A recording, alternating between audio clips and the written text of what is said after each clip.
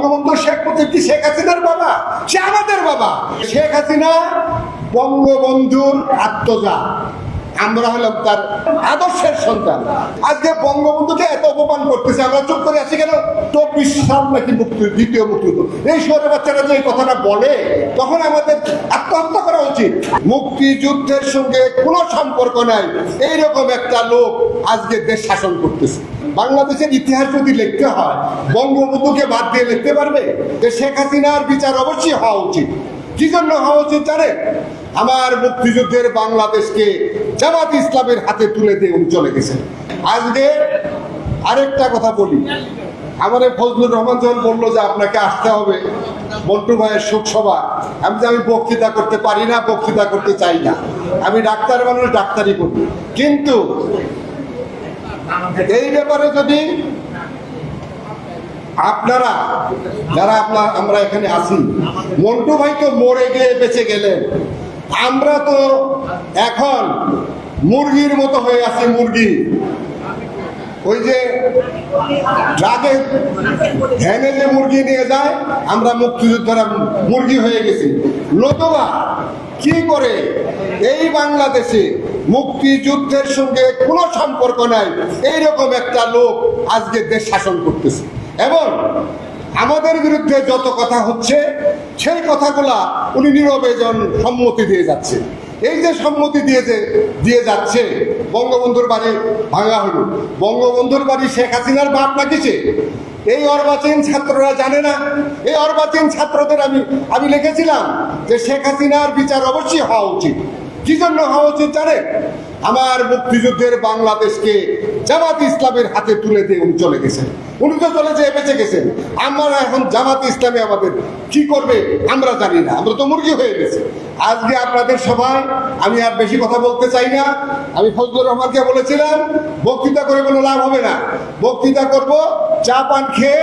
ওই মুজাফর সাহেব বক্তৃতার সময় বলতেন যে বক্তৃতা পল্টনে আসে, বাদাম খাইয়া শুনে বাড়িতে চলে যায়। আমরা চাই, আমরা যে কয়জনই আছি, আমি তো মনে করি, আমি এই কথাটা প্রায়ই বলি, রাস্তায় বলি। আমাকে জামাত ইসলামের রাস্তায় ধরেছিল একদিন, এই উত্তরায়। আমি বললাম, দেখ আমি মুক্তিযোদ্ধা, তোদের 10 টাকা মেরে আমি বলবো। চলে গেছে। আমরা এখানে যতজন আছি, চলেন এখনই বেড়ে আমরা যে কোনো অবস্থাতে বাংলাদেশের মুক্তিযুদ্ধকে ছোট করতে দেব না। এই অর্বাচীন ছাত্ররা কি বাংলাদেশের ইতিহাস যদি লিখতে হয়, বঙ্গবন্ধুকে বাদ দিয়ে লিখতে পারবে? বঙ্গবন্ধু শেখ মুজিব কি শেখ হাসিনার বাবা? সে আমাদের বাবা।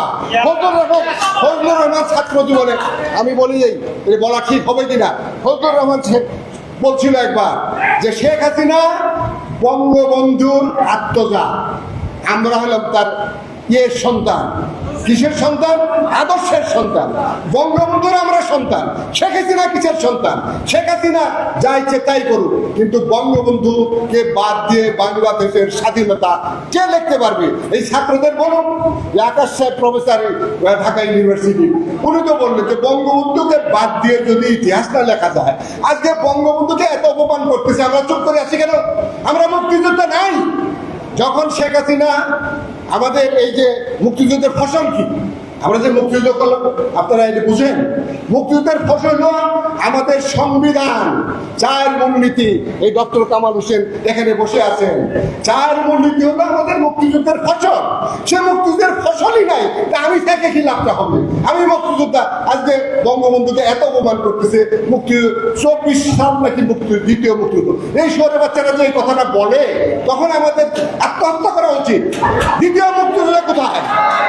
আমাদের আত্মহত্যা করা উচিত। আমি ফজলুকে বলছিলাম যে আমি যাবো না, কারণ আমার বক্তৃতা করলে আমার হুঁশ থাকে না। এখন যে বেঁচে আছি, এই বেঁচে থাকাটাই উচিত না। হয় আত্মহত্যা করা উচিত, নয় মাঠে নামা উচিত। বঙ্গবন্ধু সম্পর্কে, বাংলাদেশের স্বাধীনতা সম্পর্কে, মুক্তিযুদ্ধ সম্পর্কে যদি আরেকটা দ্বিতীয় কথা ওঠে, আমি বেরোবো, আপনারা শুনবেন। প্রফেসর ডাক্তার মাহমুদ বীর প্রতীক শহীদ হয়েছে, গাজী ছিলাম, শহীদ হয়েছে। আমি বেরিয়ে বলবো, আপনারা না বেরোতে পারেন। ধন্যবাদ। জয় বাংলা, জয় বঙ্গবন্ধু, জয় হোক মুক্তিযুদ্ধ।